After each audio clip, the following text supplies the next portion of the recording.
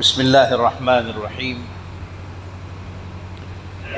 الحمد للہ کفا وسلام علی عبادہ الذین اصطفی اما بعد۔ حضرات علماء کرام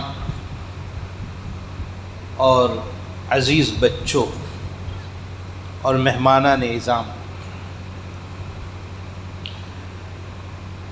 اس وقت ہم سبھی انتظار میں ہیں کہ حضرت الاستاذ قاری صاحب دعوت برکاتہم تشریف لے آئیں۔ آپ کو خاص کر کے طلبہ عزیز کو اس بات کا پتہ ہے کہ جب نماز کا وقت قریب ہو جاتا ہے اور پانی تلاش کے باوجود نہیں ملتا ہے تو تیمم کر لیتے ہیں۔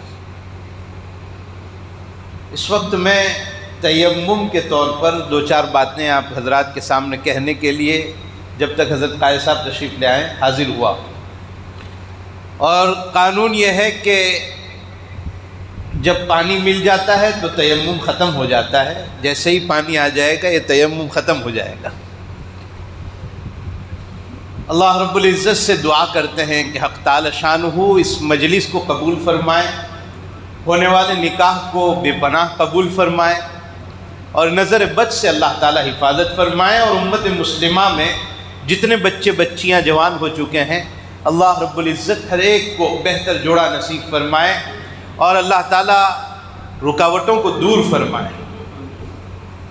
ایک حدیث میں سرکار دو عالم صلی اللہ علیہ وسلم نے ارشاد فرمایا، جس میں نکاح سے پہلے جو نیت کرنی چاہیے اس کا بیان ہے۔ آپ صلی اللہ علیہ وسلم نے ارشاد فرمایا، تین لوگ ایسے ہیں کہ جن کی مدد کرنا اللہ تعالیٰ نے اپنے ذمے لے رکھا ہے۔ حق علی اللہ عونہم، اللہ نے اپنے اوپر لازم کر رکھا ہے کہ ان تین لوگوں کی اللہ تعالیٰ مدد فرمائیں گے۔ ان تین میں ایک آدمی آج جس کے لیے ہم جمع ہوئے ہیں وہ آدمی ہے جس کے بارے میں اللہ تعالیٰ فرماتے ہیں میرے ذمے لازم ہے میں اس کی مدد کروں گا۔ وہ آدمی جو نکاح اس ارادے سے کرے، اس نیت سے کرے کہ اب میں زندگی پاک دامنی کے ساتھ گزاروں گا، اب میں اپنی نگاہوں کی حفاظت کروں گا، اپنے آپ کی حفاظت کروں گا، اللہ تعالیٰ کی منع کی ہوئی باتوں سے رک جاؤں گا، محارم میں واقع نہیں ہوں گا، تو اللہ کے نبی صلی اللہ علیہ وسلم نے فرمایا اس آدمی کے بارے میں اللہ نے خود ذمہ داری لی ہے کہ میں اس کی مدد کروں گا۔ معلومہ نکاح سے پہلے یہ نیت ہو کہ اب ہم عفاف کی زندگی، پاک دامنی کی زندگی، صلاح و تقوی والی زندگی، نکاح اور تقوی میں بڑا ربط ہے۔ یہی وجہ ہے کہ نکاح کے خطبے میں جو آیات سرکار دو عالم صلی اللہ علیہ وسلم نے اور بعد کے لوگوں نے انتخاب کیا، وہ تینوں آیات میں تقوی کا بیان ہے۔ یا ایھا الذین آمنوا اتقوا اللہ وقولوا قولا سدیدا، ایک آیت یہ ہے ایمان والو اللہ سے ڈرو اور اچھی اور سچی بات اپنی زبان سے نکالو۔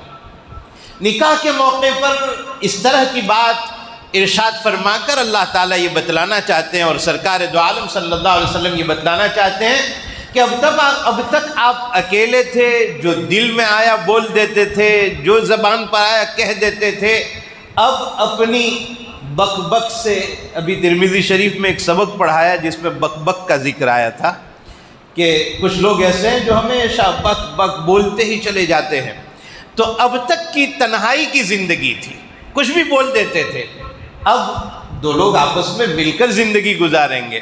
اپنی زبان کو قابو میں رکھیے گا، اپنی زبان کی حفاظت کیجئے، کہیں کوئی بات ایسی نہ نکل جائے جس سے رفیق حیات کا دل خراش ہو جائے، دل خراشی ہو اور دل شکنی ہو، اس کا پورا خیال رکھنا چاہیے۔ بہرحال نکاح کی مجلس ایک بہترین مجلس، اور نکاح سرکار دو عالم صلی اللہ علیہ وسلم کی سنت، اور نبی کریم صلی اللہ علیہ وسلم نے اس کی تلقین فرمائی ہے۔ یہی وجہ ہے کہ حضرت نبی کریم صلی اللہ علیہ وسلم نے نوجوان صحابہ اکرام کو خطاب کرتے ہوئے فرمایا، یا معشر الشباب من استطاع منکم الباءۃ فلیتزوج فإنہ اغض للبصر واحسن للفرج۔ آپ صلی اللہ علیہ وسلم نے فرمایا، اے جوانوں کی جماعت، نکاح کر لو، اگر استطاعت ہو گھر بسانے کی، گھر چلانے کی، تو نکاح کر لو۔ جو نکاح کر لیتا ہے اللہ تعالیٰ دو برائیوں سے بچا لیتے ہیں۔ نکاح نگاہ کی حفاظت کا ذریعہ ہے اور شرمگاہ کی حفاظت کا ذریعہ ہے، اور جو گھر بسانے کی قدرت نہ رکھتا ہو فعلیہ بالصوم، اس کو چاہیے کہ وہ روزہ رکھے، فإنہ لہ وجاء، وہ شہوت کو توڑ دینے والی چیز ہے۔ معلوم ہوا آپ صلی اللہ علیہ وسلم نے تلقین فرمائی امت کے جوانوں کو کہ وہ نکاح کر لیں، اور نکاح کے لیے کس چیز کو مد نظر رکھنا ہے وہ بھی سرکار دو عالم صلی اللہ علیہ وسلم نے فرمایا، دینداری کو مد نظر رکھو، فاظفر بذات الدین تربت یداک۔ نکاح کی زندگی کامیاب کرنا ہو تو دینداری کو سامنے رکھو۔ لڑکا ایسی لڑکی کا انتخاب کرے جو دیندار، لڑکی ایسے لڑکے کا انتخاب کرے جو دیندار، اس کا بڑا اثر پڑتا ہے، نسلوں تک دینداری کا اثر رہتا ہے۔ یہی وجہ ہے کہ مبارک نامی ایک شخص ایک باغ کے نگہبان تھے، اور مالک نے آ کر ایک مرتبہ کہا مبارک سے کہ لاؤ بھائی انار توڑ کر لاؤ، اور میٹھا انار لانا، کھٹا مت لانا، ترش مت لانا۔ مبارک جب انار توڑ کر لائے اور باغ کے مالک نے کھایا تو اس میں ترشی تھی۔ مالک ناراض ہو رہا ہے کہ مبارک یہ کیسا پھل لے کر آئے، اور اتنے مہینوں سے تم ہمارے یہاں کام کرتے ہو، اتنے وقت سے کام کرتے ہو، اب تک تمہیں یہی نہیں پتا کہ کون سے درخت پر کس ذائقے کا پھل ہے۔ تو مبارک نے کہا معاف کیجئے گا حضور، آپ نے مجھے باغ کی نگہبانی سپرد کی تھی، پھل چکھنے اور کھانے کی اجازت نہیں دی تھی، بہت مہینے ہو گئے آج تک میں نے اس کا کوئی پھل نہیں چکھا۔ تو وہ باغ کے مالک کو یہ بات بڑی اچھی لگی، اور پھر مبارک کو اس باغ کی ذمہ داری سے ہٹا کر اپنا خاص آدمی، جس کو پرسنل اسسٹنٹ کہتے ہیں، اپنا خاص آدمی بنا لیا کہ اب آپ ہمارے مشیر خاص ہمارے ساتھ رہیں گے۔ چنانچہ وہ ساتھ رہنے لگے، اور جب وہ ساتھ رہنے لگے اور گھر میں ایک نوجوان لڑکی بھی تھی باغ کے ذمہ دار اور باغ کے مالک کے یہاں، تو ہر مشورہ باغ کا مالک اس مبارک نامی آدمی سے کرتا تھا اور کہتا تھا یہ کام کرنا ہے، آپ کا کیا مشورہ؟ لڑکی جوان ہو گئی اور مبارک سے کہا کہ میرے لیے، میری لڑکی کے لیے ایک شوہر کا انتخاب کرنا ہے، اس میں کیا خصوصیات ہونی چاہیے؟ تو مبارک نے جواب دیا لڑکا دیندار ہونا چاہیے۔ باغ کے مالک نے اپنی بیوی سے مشورہ کیا کہ ہمارے خاص آدمی مبارک نے جو کچھ اوصاف بتلائے ہیں نیک دلہے کے، وہ سارے اوصاف خود مبارک کے اندر پائے جاتے ہیں، کیوں نہ ہماری لڑکی کا نکاح ہم مبارک ہی کے ساتھ کروا دیں۔ چنانچہ مشورے کے بعد مبارک کے ساتھ نکاح طے پایا، دونوں میاں بیوی ساتھ رہنے لگے، اور اس مبارک کی دینی بصیرت اور دین پر عمل کرنے نے انہیں جو اولاد عطا فرمائی وہ عبداللہ ابن مبارک علیہ الرحمہ، بڑے درجے کے محدث، امام بخاری رضی اللہ تعالیٰ عنہ کی سند کا حصہ عبداللہ ابن مبارک علیہ الرحمہ، بڑے اونچے درجے کے آدمی۔ یہ باپ کے صلاح و فلاح کا نتیجہ تھا کہ اللہ نے انہیں ایسی مبارک اولاد، مبارک کے گھر میں عبداللہ نامی ایک لڑکا عطا فرمایا جو بڑا محدث بنا، بڑا مفسر بنا، بڑا کام کیا ہے۔ اللہ تعالیٰ نے بہت نوازا تھا۔ عبداللہ ابن مبارک رحمۃ اللہ علیہ علمی میدان میں، حدیث کے میدان میں بہت آگے ہیں، بڑا مقام ہے علمی میدان میں۔ وہاں وہ تاجر بھی تھے، اور تاجر ہونے کے ساتھ ساتھ بخل ان کے پاس نہیں تھا، بڑے سخی آدمی تھے۔ چند لوگ ایک مرتبہ بیٹھے ہوئے تھے عبداللہ ابن مبارک علیہ الرحمہ کے یہاں، اور ایک آدمی کے بارے میں کچھ لوگوں نے یہ درخواست کی عبداللہ ابن مبارک رحمۃ اللہ علیہ سے کہ یہ آدمی بیچارہ مقروض ہے، آپ ایک کام کیجئے، اللہ نے آپ کو پیسہ عطا کیا ہے، اس کا قرض ادا کروا دیجئے۔ پوچھا کتنا قرض ہے؟ کہا 700 درہم۔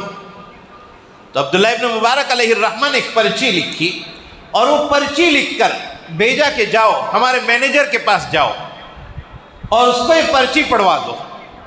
یہ آدمی پرچی لے کر پہنچا عبداللہ ابن مبارک کی طرف سے، اور ذمہ دار جو ابن المبارک کا منشی تھا، پیسوں کا حساب کتاب رکھتا تھا، مینیجر تھا، اس کو جا کر پرچی دی۔ پرچی میں لکھا ہوا تھا کہ حامل رقعہ، جس کو میں پرچی لے کر بھیج رہا ہوں، آپ کے پاس پہنچے تو اسے 7,000 درہم میری طرف سے دے دینا۔ تو وہ پرچی پڑھنے کے بعد پوچھتا ہے جو آدمی آیا تھا اس سے کہ بھئی آپ کو کتنے درہم دینے کے لیے کہا ہے؟ کہا 700۔ کہا اس میں 7,000 لکھے ہوئے ہیں، آپ ٹھہرو میں پہلے معلوم کرتا ہوں عبداللہ ابن مبارک سے کہ آپ کو کتنے پیسے دینا ہے۔ وہ منشی نے پرچی لکھی اور لکھ کر عبداللہ ابن مبارک رحمۃ اللہ علیہ کو بھیجی کہ حضرت شاید آپ کے لکھنے میں غلطی ہو رہی ہے، یہ آدمی 700 کا مقروض ہے اور آپ نے 7,000 اس میں لکھا ہے، شاید کوئی گڑبڑی ہو رہی ہے۔ تو ابن مبارک نے دوسری پرچی بھیجی جس میں یہ لکھا تھا میری یہ پرچی ملتے ہی جو آدمی آپ کے پاس آیا ہے اسے 14,000 درہم ہدیہ کر دے۔ تو اب وہ منشی سوال کرتا ہے عبداللہ ابن مبارک سے کہ حضرت اس طرح تو پیسہ تقسیم کرنے میں ایک دن آپ کنگال ہو جاؤ گے، خالی ہو جاؤ گے۔